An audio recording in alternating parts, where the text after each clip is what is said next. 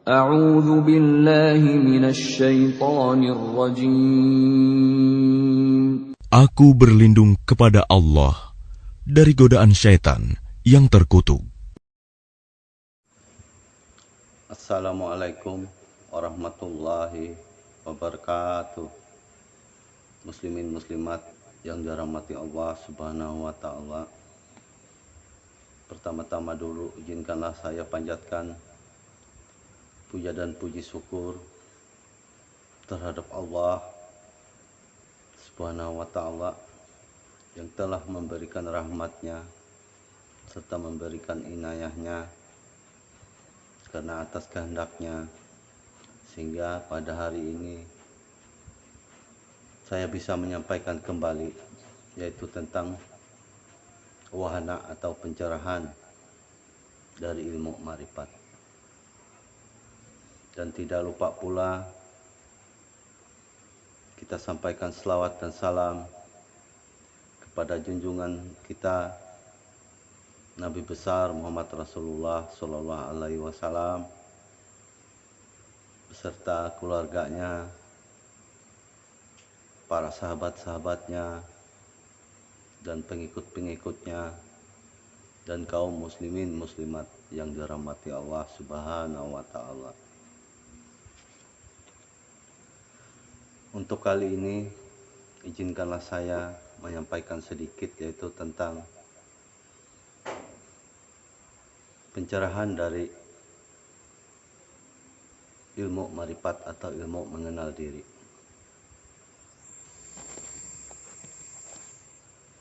Muslimin muslimat yang dirahmati Allah,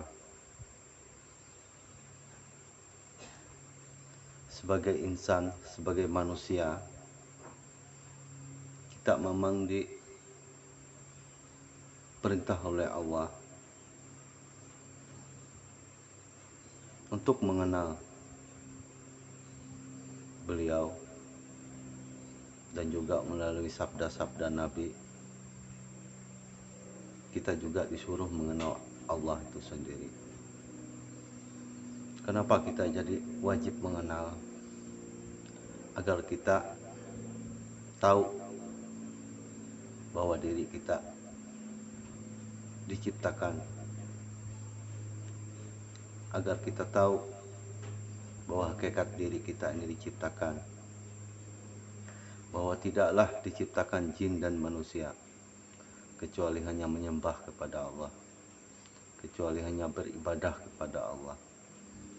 Nah, di dalam ibadah inilah kita selalu mendekatkan diri kita kepada Allah Subhanahu wa taala. Dalam mendekatkan diri kepada Allah Subhanahu wa taala ini banyak yang perlu kita ketahui, yaitu tentang bersyariat, tentang berhakikat,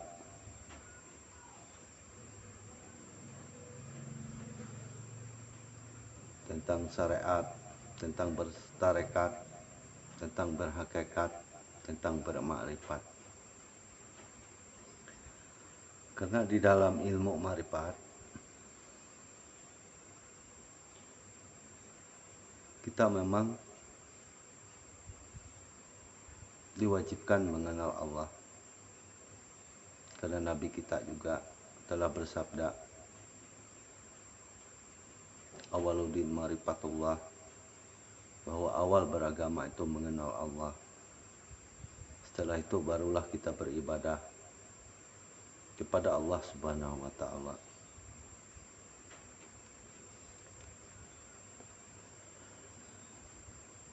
Untuk kali ini saya sedikit mencurahkan, yaitu tentang dari perjalanan kita, perjalanan hidup kita. Setiap makhluk yang bernyawa pasti akan mati atau meninggal. Karena perjalanan hidup kita, terminalnya yaitu akan meninggal. Artinya, kuburan itulah adalah terminal awal kita menuju di alam baka. Maka untuk itu saya mencoba menyampaikan sedikit tentang awal kejadian diri kita ini.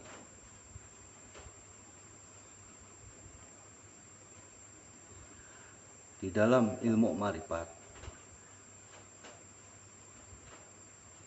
kita mengenal Allah. Jadi kita sebelum mengenal Allah itu kita tahu bahwa diri Allah itu adalah tunggal. Allah adalah esa. Allah adalah zat yang berdiri sendiri. Di dalam kesendiriannya ini, Allah ingin menciptakan alam semesta beserta makhluknya. Jadi Allah adalah zat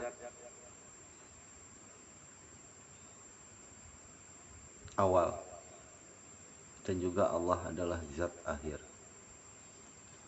Awal-awal Allah, akhir-akhir Allah, semuanya kembali kepada Allah.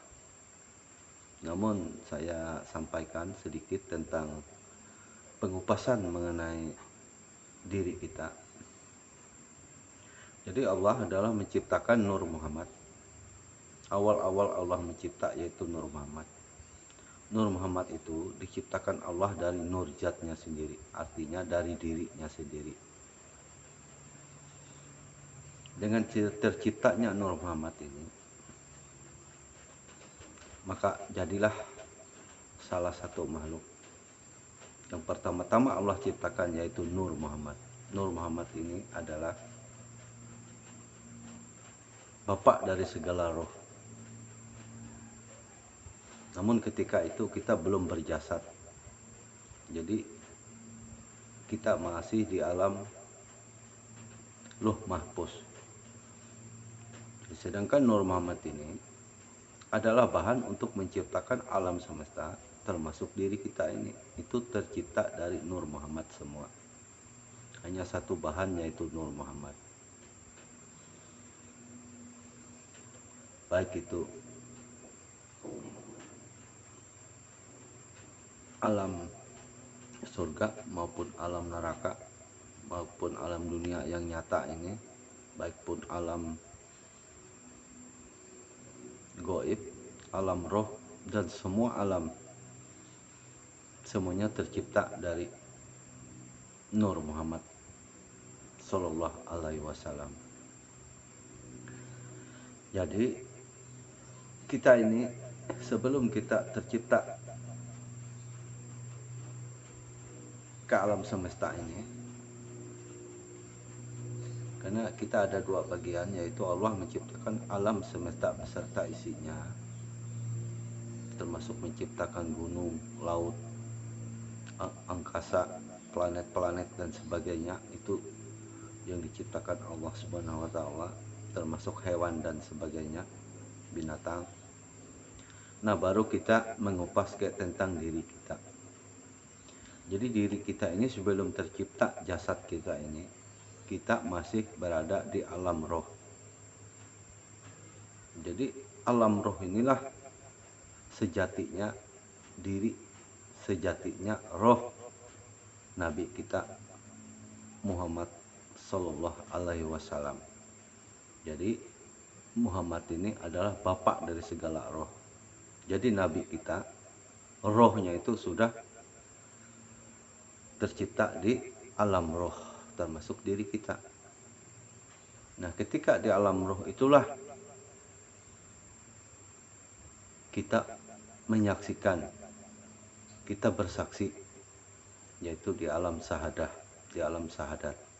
Jadi sebelum kita lahir ke dunia ini, roh kita sudah berikrar, bersaksi bahwa tidak ada Tuhan selain Allah dan Muhammad itu adalah utusan Allah. Jadi kita ini, alam semesta beserta kita ini diutus Allah, yaitu bernama Muhammad. Jadi tubuh kita inilah yang bernama Muhammad, tidak ada lain. Diri kita inilah Nur Muhammad atau Muhammad Sallallahu Alaihi Wasallam. Ketika kita masih di alam roh, maka kita sudah berikrar, bersaksi, mempertanggungjawabkan ikrar kita tadi ketika kita hidup di alam dunia. Asal muasal jasmani kita, yaitu setelah kita berada di dalam alam roh, maka Allah akan membentuk yaitu jasmani kita. Sebelum jasmani kita ini terbentuk, asal mula jasmani kita yaitu berada di alam wadi atau alam madi.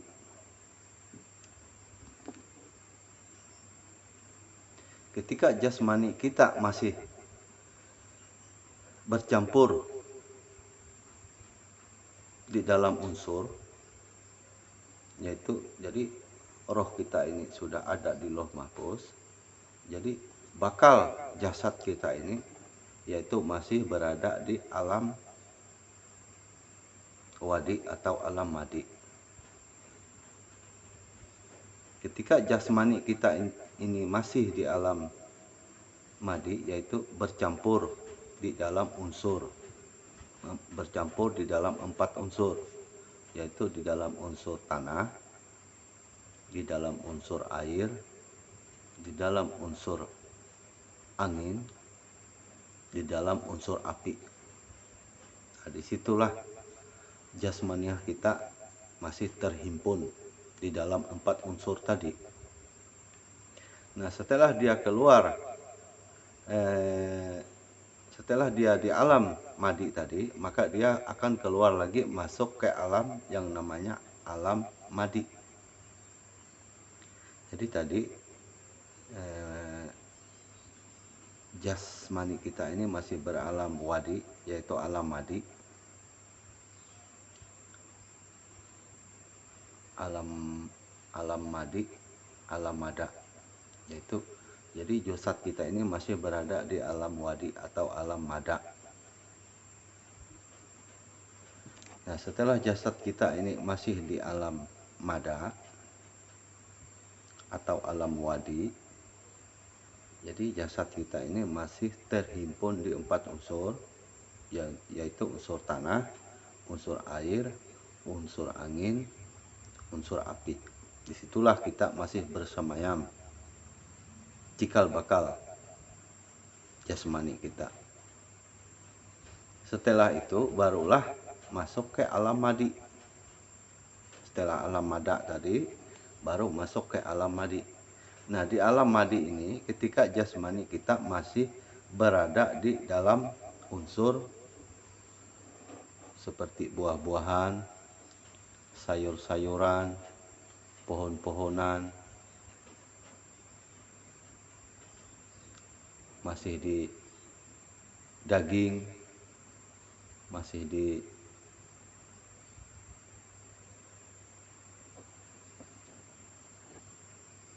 unsur makanan.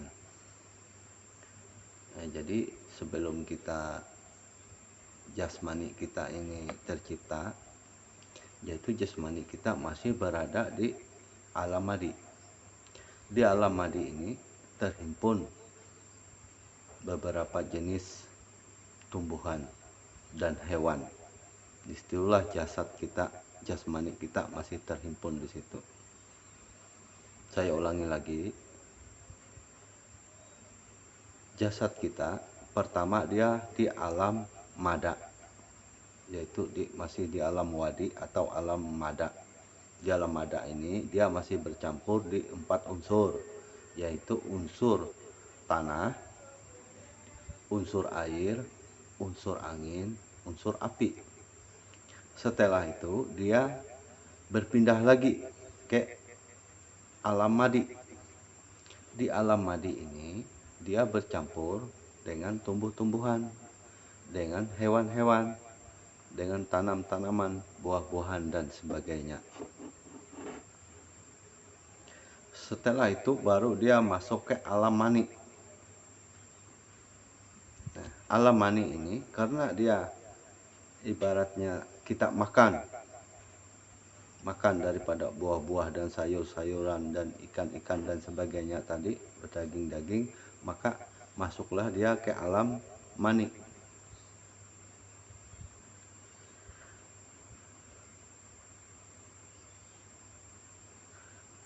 Nah, di alam mani ini, karena sumber dari makanan-makanan itu tadi sudah masuk ke alam mani. Nah, berupa makanan sudah dimakan oleh manusia, maka akan menjadi hormon atau dan sebagainya. Terjadilah menjadi mani atau sperma. Itu. Setelah itu baru dia masuk ke alam mani manikam. Nah, di alam mani manikam ini artinya bahan yang terhimpun di dalam mani tadi akan menjadi sebuah sperma, yaitu di dalam mani manikam. Maka jasmani ini akan berteman dan berpasang antara pasangan laki-laki dan perempuan. Disinilah dapat mani manikam antara alif dan ba. Situ itulah yang dinamai mani manikam, yaitu pertemuan antara alif dan ba, pertemuan antara Hawa dan pertemuan antara Adam dan Hawa, atau pertemuan laki-laki dan perempuan. Maka terjadilah di alam mani ini, di alam mani manikam ini, terbentuklah pertemuan itu yang insya Allah akan menjadi sebuah sel telur, sehingga akan membentuk cikal bakal manusia, yaitu manusia baru. Begitu secara terus menerus.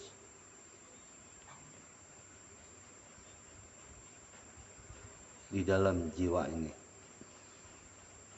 sehingga terciptalah yang namanya manusia. Di dalam jiwa manusia inilah tertanam 4 sifat Allah tadi, yaitu asma, yaitu sifat. Ada sifat Allah yang masuk di dalam kegiatan proses dari mani manikam tadi. Itu ada keterlibatan Allah, yaitu tentang sifat-sifatnya, tentang asma'nya, af'alnya, dan zatnya. Sehingga kita terbentuklah di dalam rahim itu menjadi cikal bakal manusia. Setelah berumur 4 bulan atau 120 hari di dalam rahim, 4 bulan di dalam kandungan, di sini akan terjadi pengikatan, pengikraran antara jasmani, jiwa, dan roh.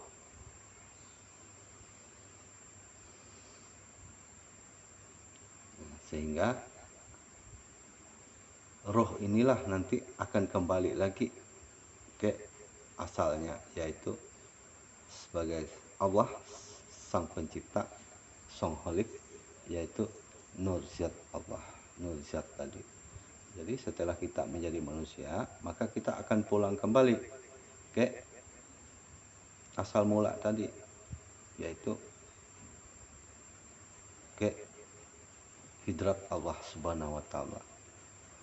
Ke hidratnya Allah Subhanahu wa taala. Nah, inilah hakikatnya. Karena tubuh kita ini tadi berasal dari Nur Muhammad atau Muhammad, maka tubuh kita setelah kita lahir ini, karena sebelum kita jahir ke bumi tadi, kita sudah di dalam alam syahadah, kita penyaksian antara roh dengan Allah atau antara Muhammad dengan Allah. Karena Muhammad ini bapak dari segala roh. Sejatinya roh itu yaitu Muhammad. Di alam itulah kita sudah berada di alam Luh Mahfuz, yaitu kita sudah penyaksian di sana. Dari roh Muhammad Rasulullah SAW inilah maka terjadilah roh-roh kita ini. Itulah sejatinya. Sehingga kita lahir ke bumi ini dengan proses mada madi manik manikam tadi, maka jadilah kita ini selaku insan khalifah di muka bumi ini. Setelah itu tugas kita yaitu menyembah kepada Allah, beribadah kepada Allah, karena tidak diciptakan jin dan manusia kecuali hanya menyembah kepada Allah. Jadi tugas kita hanya menyembah kepada Allah, yang lain itu hanya syariat. Jadi hakikatnya sebenarnya kita tidak ada lain, hanya menyembah kepada Allah. Bagaimana cara menyembah? Yaitu tertuang di dalam ibadah. Ibadah itulah yang bermacam, ada yang sholat, bermacam-macam, zikir dan sebagainya untuk mengingat Allah.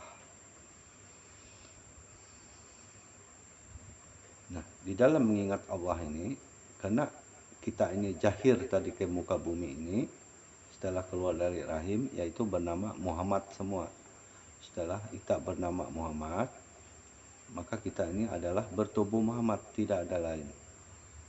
Nah, karena Allah itu punya asma, sifat asma tadi, maka asma ini adalah nama, maka syariat karena Muhammad ini, tubuh Muhammad ini adalah sifat.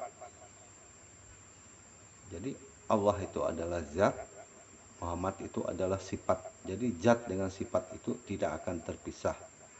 Satu kesatuan yang tidak akan terpisah. Sehingga Muhammad inilah tempat Allah menyampaikan sifat-sifatnya. Karena Muhammad ini hakikatnya adalah sifat. Tubuh Muhammad ini adalah sifat. Jadi kita ini sifat, tempat Allah menyampaikan sifat-sifatnya, asma-asmanya, af'alnya, dan zatnya. Adanya kita karena adanya zat Allah itu tadi. Maka di sini terjadilah diri kita yang sebenarnya diri itu hayat, jadi hiduplah kita. Jadi yang hidup itu adalah Allah Subhanahu wa taala.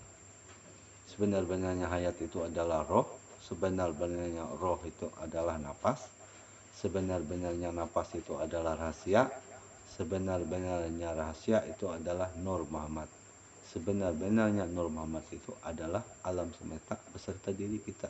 Jadi diri kita inilah yang bernama Muhammad, bernama Nur Muhammad atau Muhammad Sallallahu Alaihi Wasallam.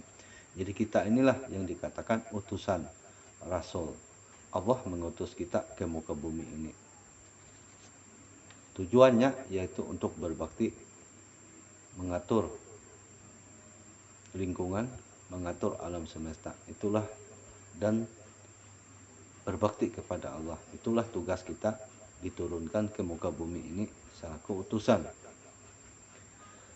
Jadi kita ini adalah bertubuh Muhammad. Itulah hakikat kita, tidak ada lain. Baru kita ke syariat, setelah kita syariat tadi baru muncullah nama-nama, barulah nama kita bermacam-macam nama. Namun pada hakikatnya nama itu hanya tetap kembali kepada nama yang satu, yaitu hak Allah Ta'ala.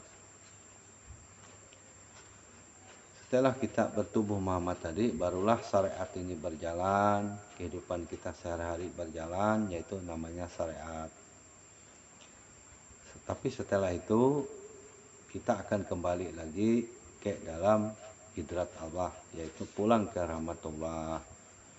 Nah, di dalam inilah kita bertanggung jawab, roh-roh kita tadi bertanggung jawab dengan perbuatan-perbuatan kita di muka bumi.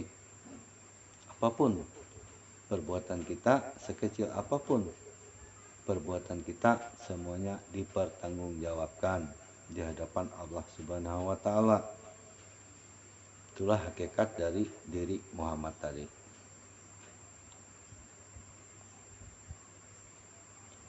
Bila kita sudah duduk di hakikat Muhammad, maka ketika kita sholat, disitulah yang namanya ibadah.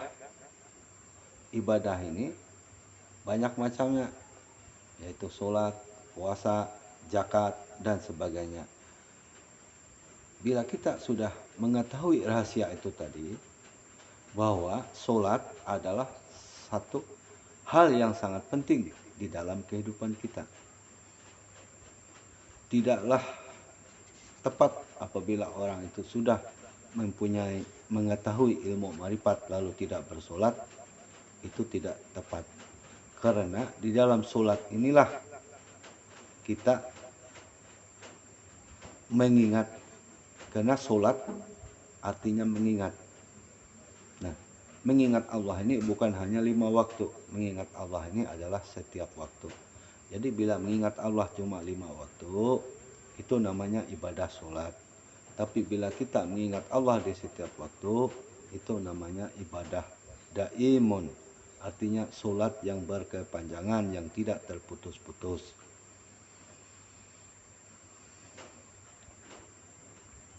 Makanya untuk menemui ibadah yang tidak terputus atau ibadah daimun atau solat yang tidak terputus, yaitu kita harus duduk dulu di makam ma'rifat.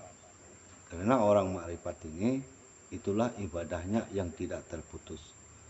Apa alasannya tidak terputus?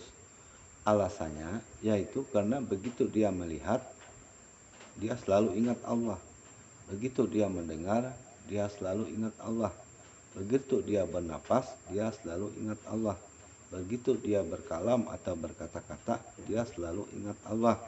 Karena dirinya ini diliputi oleh Allah. Itulah sejatinya ibadah di dalam ma'rifat. Mudah-mudahan apa yang saya sampaikan ini bisa menambah wawasan kita sedikit-sedikit. Kita sama-sama belajar